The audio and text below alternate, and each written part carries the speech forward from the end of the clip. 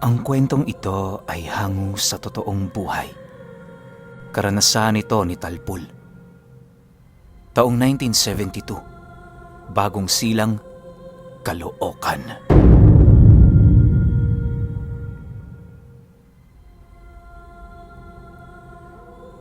Itong mga panahong ito, kasalukuyang manlalako sa kalsada ng iba't ibang uri ng pagkain itong si Talpul.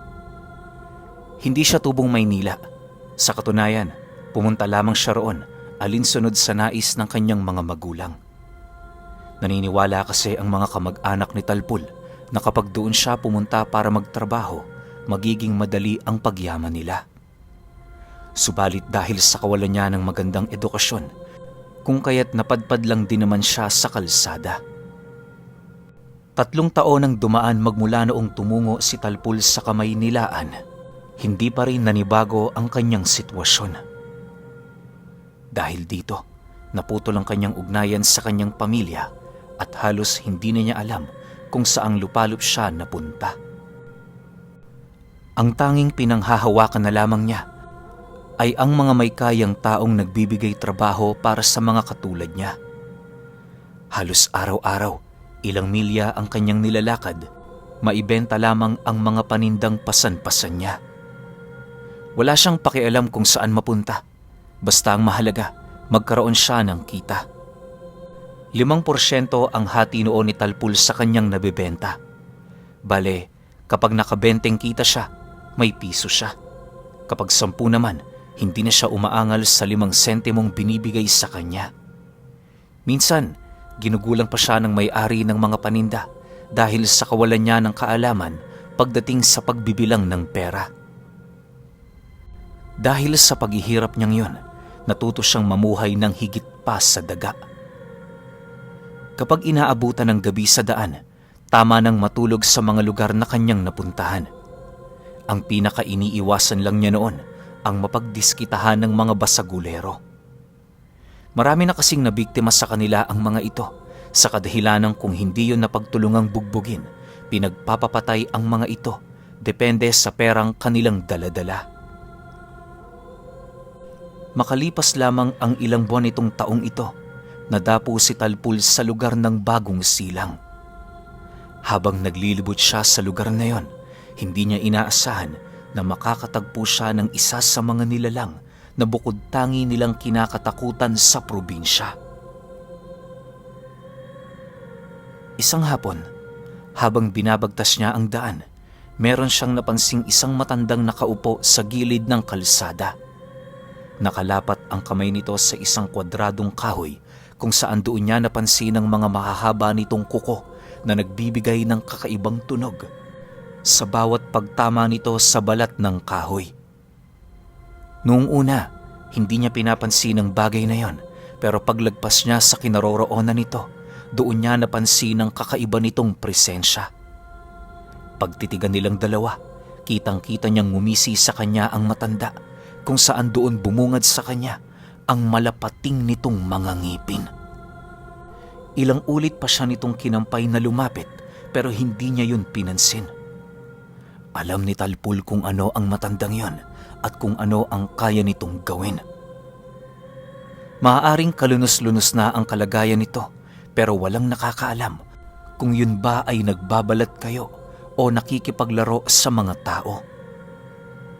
Bagaman ilang taon na siyang napadpad sa Kamaynilaan, hindi niya pa rin malimot-limutan ang tungkol sa mga aswang na kadalasang naging panakot sa kanilang probinsya. Nasisiguro niya ring hindi lang kwento ang mga ito dahil maging siya mismo nakasaksi sa mga ganoong uri ng nilalang na minsang nagkubli sa mga wangis ng hayop. Lumipas ang ilang minutong paglalakad, tuluyan na nga siyang nakalayo sa matanda. Sa puntong yan, doon pa lamang niya nagawang makahinga sa kadahilanang alam niya sa kanyang sarili na hindi siya nito pinagbalakan ng masama. Subalit pagtungtong ng gabi, habang naglalakad siya sa isang eskinita, laking gulat na lamang niya nang makasalubong niya ang matandang yon, nakasuot ng magarang damit, animoy isa yung napakagalanting tao. Sa paglapit nito sa kinaroroonan niya, Halos hindi naman nagawa pang makapalag ni Talpul nang marinig niya yung magwika sa kanya ng, Sumunod ka sa akin. Meron akong itatanong sa iyo. Dahil sa sinabi nito, para siyang sunod-sunurang bagay na animoy wala ng bakas ng pagtutol sa katawan. Sa pagdating nila sa isang malaking bahay, bumungad sa kanya ang mga katulong nito na parang walang sariling pag-iisip. Bagaman may mga mata itong nakakakita, pakiramdam ni Talpul, wala yung mga kaluluwa. Sa pagdating nila sa loob, tumambad sa kanya ang mga kasalukuyang inimbak na karne ng mga trabahador nito. Medyo malansa sa lugar na yon, kung kaya't tumungo sila sa ikalawang palapag kung saan merong malaking terasa. Pagtanaw nila sa labas ng bahay nito, laking gulat na lamang niya nang magwika sa kanya ang matanda ng, Napakaganda ng buhay sa Maynila, hindi ba? Magagawa mo ang gusto mo nang wala man lang kahit na sinong nakakatunog. Kaya kita sinundan sapagkat pansin ko sa iyo kanina ang labis na pagkagulat. Hindi ko inaasahan na merong isang ordinaryong taong makakakilala kung ano talaga ako. Maraming albularyo sa lugar na ito, subalit hindi nakakaalam sa totoo kong pagkatao. Matanong kita, iho, saang lugar ka nagmula? Nang marinig naman ni Talpul ang sinabi ng nilalang, doon niya mismo nakumpirma na isa nga itong uri ng aswang. Sa tono ng pananalita nito at sa kisig ng tindig nito, aminado siyang hindi yon pangkaraniwan, bagkus ay maaaring isa itong pinuno ng angkan na matagal nang namumuhay sa mundo. Ang labis niya pa noong ipinagtataka ay noong makita niya ito, para itong matandang uugod-ugod na. Halos hindi niya nga inaasahan noon magagawa pa nitong makasunod sa kanya dahil sa butot balat nitong mga paa. Makalipas pa ang ilang minuto, nang magkaroon na siya ng lakas na sumagot, agad naman siyang sumilay sa pagmumukha nito habang nagwiwika ng, Taga-Kapis ho ako. Pumunta ako rito para magtrabaho. Sana, huwag niyo ho kong papatayin. Kasi may pamilya akong umaasa sa akin eh. Dahil sa sinabi ni Talpul, ngumisi lang naman ang matanda na para bang labis siyang natutuwa sa kanyang sinabi. Maya-maya pa, pagtayo nito, inilahad nito sa kanya na wala itong balak kumain ng laman ng tao na mas masahol pa ang pamumuhay sa daga. Dagdag pa nito na, di hamak na mas malinamnam ang mga karne ng taong naninirahan sa Kamaynilaan kumpara sa mga katulad ni Talpul na merong mga bakod at puder sa katawan. Ang ganoong uri ng karunungan nagbibigay ng mapait na lasa sa laman. Ayon pa sa matanda, bilang ganti, bibigyan niya ng pagkakataon itong si Talpul na mamuhay kasama nila. Hindi nila yun pagpaplanuhan ng masama, bagkus ay isa yung tulong para sa kababayan nilang ilang taon nang naghihirap sa lugar ng Maynila. Nang marinig naman niya ang sinabi nito, hindi niya maiwasang magduda sa kadahilan ng alam niya kung gaano katraidor ang mga aswang. Noong una, sinubukan niya pang bumalik sa normal niyang pamumuhay, subalit makalipas lamang ang humigit sa 2 buwan, napilitan na rin siyang sumang-ayon sa matanda alinsunod sa pangako nito. Sa mga unang araw na paninirahan niya sa tahanan nito, naging maayos naman ang lahat. Kabilang siya doon kung umuuwi sa kadahilan ng yun din ang nais ng matanda. Nasasaad kasi sa habili nito, maaari namang umuwi doon si Talpul ng umaga, subalit yun nga lang, ipangako niyang wag siyang mababahala sa mga makikita niya. Iwasan niya ring gumawa ng anumang uri ng eskandalo sa kadahilan ng hindi ito magiging kaaya-aya para sa kanilang pananatili sa lugar na yon. Dahil sa habili ng matanda, kaya na may minabuti niyang gabihan na lamang kung umuwi.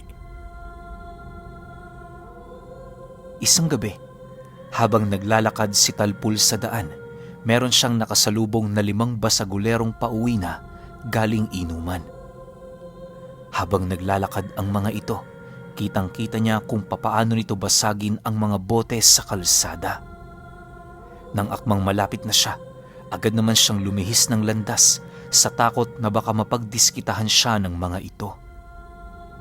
Subalit, habang binabagtas niya ang dinaraanan niyang eskinita, rinig naman niya ang pagsisigawan ng grupong yon na parabang tinatawag siya. Hindi naglaon, dala ng labis na takot niyang nararamdaman, nagdesisyon na siyang tumakbo para iligaw ang mga ito. Ngunit, makalipas lamang ang ilang minuto, napadpad siya sa isang lugar kung saan wala ng lagusan papalabas. Pader na halos 3 tao na ang taas ang tumambad sa kanya, kung kaya't wala na siyang maisip na paraan para pagtaguan ang mga lasinggerong humahabol. Maya-maya pa, doon na nga siya naabutan ng mga ito, bitbit ang iilang tipak ng kahoy. Habang hindi pa yun gaanong nakakalapit sa kanya, halos lumuhod na siya sa pagmamakaawa, subalit ni isa sa mga ito walang nakikinig. Ang paulit-ulit nitong tinatanong sa kanya, "Ba't ka tumatakbo? May kasalanan ka ba?" Paglapit ng mga basagulero sa kanyang kinaroroonan, doon niya narinig ang pagbabalak nitong patayin siya. Ayon sa isa nitong kasama, maaari nilang isilid sa sako itong si Talpul tapos itapon sa ilog. Siguraduhin din nilang may bato ang sakong pagsisidla nila rito nang sa gayoy magiging malinis ang krimeng kanilang gagawin. Ang mas ikinabahala niya pa sa lahat ay noong marinig niya yung papahirapan muna siya sa lugar na yon bago siya nito tuluyang kitila ng buhay. Paglapit ng isang lasenggo sa kanya, agad naman siya nitong sinabunutan habang puwersahang pinapatayo. Nang makatayo na siya, bigla naman siyang namilipit sa sakit nang hambalusin siya ng isa nitong kasama sa kanyang binti. Sa sobrang lakas ng pagkakahataw nito ng kahoy, pakiramdam ni Talpul, tuluyan na nitong nalumpo ang kanyang mga paa. Bukod kasi sa hindi niya na yun nararamdaman, nakalupasay na din ito at animoy wala ng lakas. Akala niya hanggang doon lang ang mararanasan niya, pero nang puwersahan na naman siya nitong pinatayo, muli na naman niyang naranasan ang malakas na palong yon. Halos paulit-ulit itong ginawa sa kanya hanggang sa magkalasug-lasug na ang kalamnan niya. Dala ng sobrang sakit, wala na siyang ibang nararamdaman kundi ang labis na pamamanhid. Matapos ang humigit sa 30 palong kanyang natamo, doon na siya nito pinagtulungang gulpihin. May sumusuntok sa kanyang likod, pagmumuka, umuunday ng saksak gamit ang maliit na pako at kung ano-ano pang pambubugbog na ginawa ng mga ito. Makalipas pa ang ilang minuto, halos parang lantang gulay na itong si Talpul. Nakalupasay na din siya noon sa lupa, hindi na gaanong nakakagalaw. Dahil dito, maraming bagay na ang pumapasok sa kanyang isipan, kagaya ng pagbalik tanaw ng mga masasayang alaala kasama ng kanyang pamilya. Habang dumaraan yun sa kanyang pangitain, agad namang nabaling sa ibang bagay ang kanyang atensyon matapos niyang maramdaman ng kakaibang presensya na bigla na lamang lumitaw. Pagsilay niya sa unahang bahagi ng kanyang kinaroroonan, doon niya nasilayan ang matandang naglalakad kasama ang 2 matabang lalaki na palagi niyang nasisilayan sa bahay nitong kumakatay ng karne. May daladalang malaking kutsilyo ang dalawa, habang ang matanda naman nakasuot ng kulay itim na damit mula itaas hanggang pambaba. Habang dahan-dahan yung naglalakad papalapit sa kanilang kinaroroonan, kitang-kita nila ang pamumula ng mga mata nito. Pagdating nito sa lugar na merong konting liwanag, doon nila nasilayan ang 2 matabang lalaki na merong malaking dilang nakalabas sa kanilang bunganga. Sa mga dilang yon, may mga nakaukit na kulay pulang simbolo na halos unang beses lang din namang magawang masilayan ni Talpul. Pagsipat naman ng matanda sa kanyang kalagayan, agad naman itong inutusan ang isa nitong kasama na pasanin siya papalayo sa mga lasinggero. Dahil sa ginawa nito, wala namang nagawa ang grupong yon kundi ang magmasid. Pagkababa kay Talpul sa unahang bahagi ng mga taong nambugbog sa kanya, agad naman niyang nasilayan ang isa sa mga ito na biglang binato ng tipak ng kahoy ang isa sa matabang lalaking kasama ng matanda. Tumama yon sa pagmumukha ng bumuhat sa kanya pero wala man lang yung naging reaksyon. Sino ba kayo? Bakit nyo tinutulungan yung siraulong yan? Hindi nyo ba alam? Malaki ang kasalanan yan sa amin. Akala nyo siguro hindi namin kayo papalaga, no? Paninindak ng lalaking bumato ng kahoy sa matabang lalaki. Pagkarinig naman ng matanda sa sinabi nito, bigla naman yung naglaho sa harapan ng grupo at kasabay nito ang paglitaw nito sa kinaroroonan ng lalaki na nangahas na sumagot sa kanila. Bago pa man yun makapagsalita, rinig na rinig ni Talpul ang pagbulong ng matanda dito ng, "Huwag kang hihinga." Dahil sa sinabi nito, bigla namang napalupasaysay ang lalaki sa lupa. Animoy kahit anong gawin ito, hindi tinatanggap ng kanyang baga ang hanging pumapasok sa kanyang ilong. Ilang minuto pang nakipaglaban ang lalaking yon pero tuluyan na rin itong nalunod dahil sa kawalan nito ng kakayahang makahigop ng hangin. Pagtigil ng katawan nito sa pangingisay, bigla namang umatungal ng napakalasang matanda kung saan yon ang naging sanhi upang matakot ng husto ang mga taong nang bugbog kay Talpul. Habang nagkakagulo ang mga taong yon, animoy parang nawala ang kalasingan nito sa katawan. Pilit din nilang sinubukan noong lumaban, subalit nag-alay lamang sila ng buhay sa mga kamay ng matador ng matanda. Matapos nitong mapaslang ang grupong yon, harap-harapang pinanood ni Talpul ang pagdiskarne ng dalawa sa mga katawanang napatay nito. Isa-isa nila yung isinilid sa malinis na sakong ginagamit sa harina para dalhin sa bahay nila. Sa pagkakatanda niya, umabot ng 11 sako ang nabungkos ng mga ito para lamang pagkasyahin ang mga katawan ng basagulero. Habang binabaybay nila ang daan, doon niya napag-alaman, hindi ito gagawing pagkain ng matanda, bagkus ay ipapakain nila ito sa kanilang mga alagang sigbin. Pagtatapat pa nito sa kanya, marami itong alagang sigbin sa ilalim ng bahay niya. Lumalabas lamang yon ng gabi kung saan nakakapaglakbay ito sa pamamagitan ng mga anino ng mga gusali sa syudad. Ayon pa sa matanda, hindi rin pangkaraniwang sigbin ang mga nilalang na yon sa kadahilan ng lahat ng sigbin sa bawat probinsya kanilang inipon para paghaluin ang mga uri nito. Sa halos 5 dekadang kanilang pananaliksik ukol sa mga kakaibang uri ng nilalang, nabigyan nila ng buhay ang sigbing may kakayahang gawing lagusan, ang mga anino. Bagaman napakasensitibo nito tuwing umaga, napakamapanganib naman ito tuwing binabalot ng kadiliman ang buong kalupaan.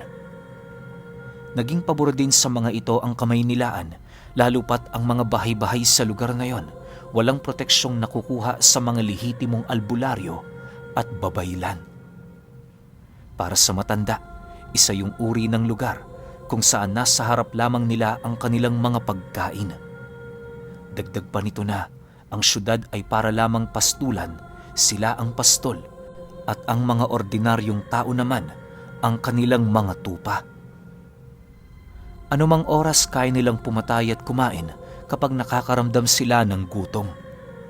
Hindi rin uso sa kanila ang makipaglaban sa mga albularyo, lalo pat hindi naman namamahay sa mga ganoong lugar ang mga albularyong may malalalim na karunungan. Kung meron man, salat yun sa karunungan at hindi gaanong kalakasan. Alam mo ba, Talpul, kung bakit walang mahuhusay na albularyo sa lugar na ito? Yon ay dahil nang hihina ang kanilang mga karga kapag naiimpluwensyahan sila ng mga mangmang. Karamihan sa kanila naninirahan sa mga baryong may distansya sa komunidad.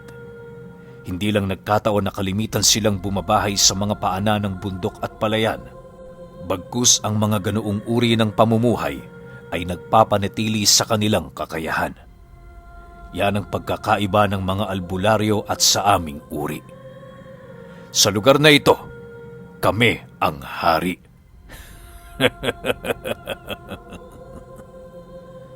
Wika ng matanda sa kanya. Matapos naman itong marinig ni Talpul, minabuti naman niyang wag nang umimik. Pagdating nila sa bahay nito, doon niya nasilayan ang mga trabahador nitong kanina pang naghihintay sa kanilang pagdating. Upang mapatunayan ng matanda ang mga bagay na kanyang sinabi, isinama nito si Talpul sa isang pintuang nagdudugtong sa lagusan patungo sa ilalim ng bahay nito. Pagdating nila sa isang silid sa ilalim ng lupa, doon nila nasilayan ang iilang mga kulungan na pinamamahayan ng mga kakaibang nilalang. Ayaw ng mga sigbin sa liwanag na nanggagaling sa apoy, kaya naman para makita ni Talpul ang anyo ng mga ito, nilawayan siya ng matanda sa kanyang mga mata na siyang naging sanhi para makakita siya sa dilim.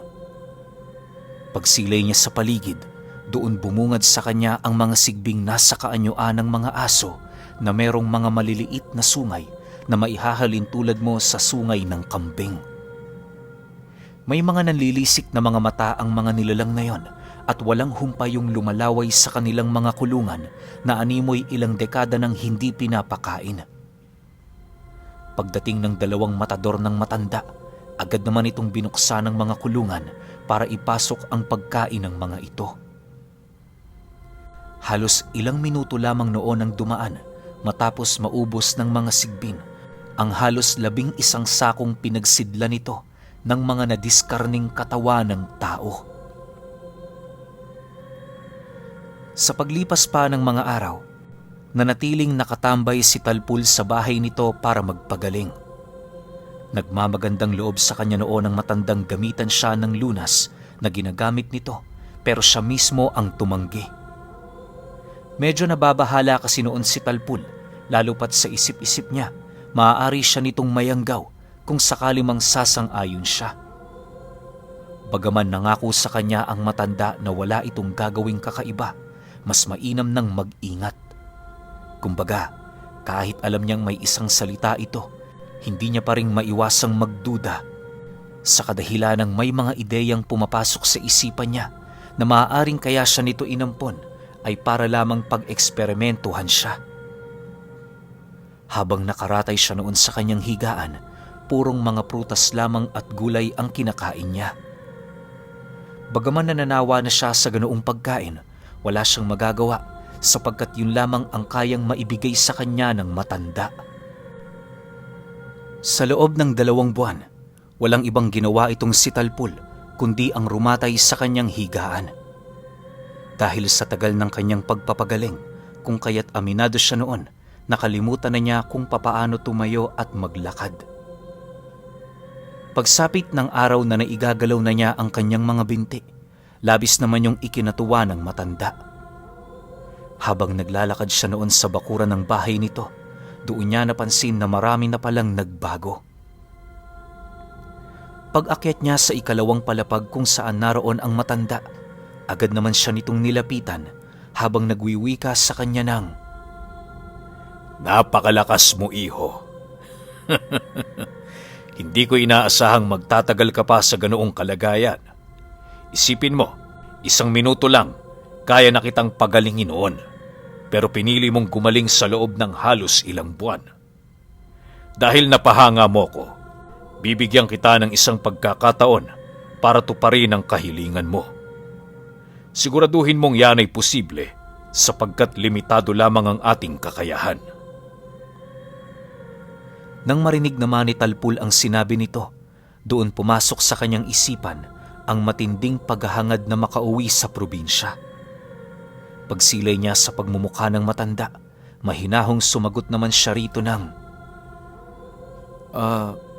wala ho kong ibang kahilingan, kundi ang makauwi." Dahil sa kanyang sinabi, Ngumisi lang naman ang matandang yon habang tumatango pagpapakita ng pagsang-ayon. Makalipas lamang ang 2 araw, pinauwi na nga nito si Talpul. Kalakip ang iisang salaping ayon sa matanda. Ibigay niya sa kanyang pamilya upang hindi bumaba ang paningin nito sa kanya. Inabisuhan din siya nitong mag-ingat at huwag nang babalik sa Maynila. Makalipas pa ang mahabang taon, namuhay na ng payapa itong si Talpul. Dahil sa salaping ibinigay nito, nagawa niyang magkaroon ng panibagong buhay na napakalayo sa kanyang dating kalagayan. Nagkaroon na din siya ng pamilya na siya namang pinasahan niya ng istorya na halos hindi paniniwalaan ng karamihan dahil sa napaka-imposible nito, lalong-lalo na ang pagkupkup sa kanya ng isang haring aswang sa Caloocan.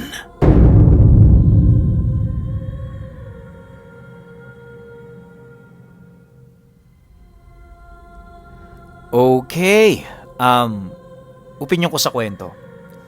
Hindi ko masabi no na walang malakas na antingero dyan sa Caloocan nung mga panahon na ito. Teka, anong year nga ba ito? 1972. Alam ko meron na dyang malalakas na antingerong nakatira. Pero nga lang kasi, siguro specialty nila nun, makipagkombate sa mga engkanto, kaluluwa, mangkukulam, mambabarang. Pero pag sinabing aswang siguro, hindi sila masyadong nag-aaral ng tungkol sa mga to. Kasi nga, paniniwala ng karamihan ng nakatira sa Maynila, yung mga aswang naglilipa na lang yan sa probinsya.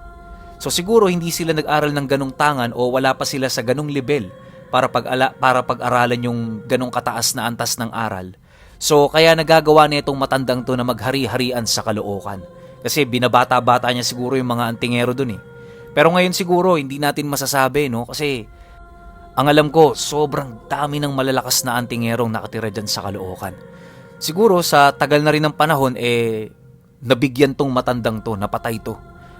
Masasabi ko lang na talagang hindi siya ordinaryo no. Nasa linya to ng mga gabunan. Tapos may lahi pa na yun nga may kasamang 2 berdugong kumakatay eh.